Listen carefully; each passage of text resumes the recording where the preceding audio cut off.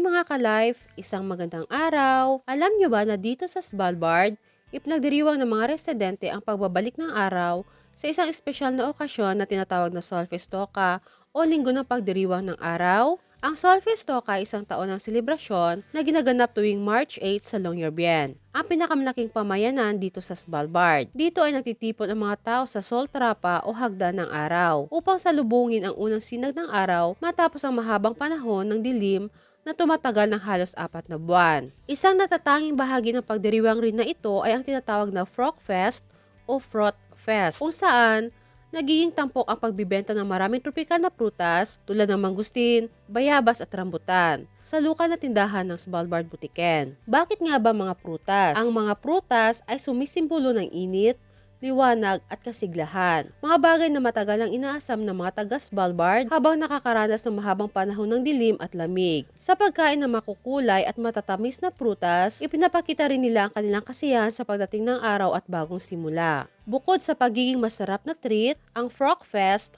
ay nagpapalakas ng samahan at kasiyahan ng komunidad. Ito ay nagsisilbing paalaala na kahit gaano kahabang dilim, palaging may liwanag na darating. Ang Solfestoka at Frog Fest ay hindi lamang isang selebrasyon ng araw, kundi pati na rin ng buhay at pag-asa. Sa pamamagitan ng pagdiriwang na ito, na ipapakita ng mga taga-Svalbard ang kanilang katatagan at pagmamahal sa kalikasan. At syempre, sa masasarap na prutas. Yun lang! Okay, bye!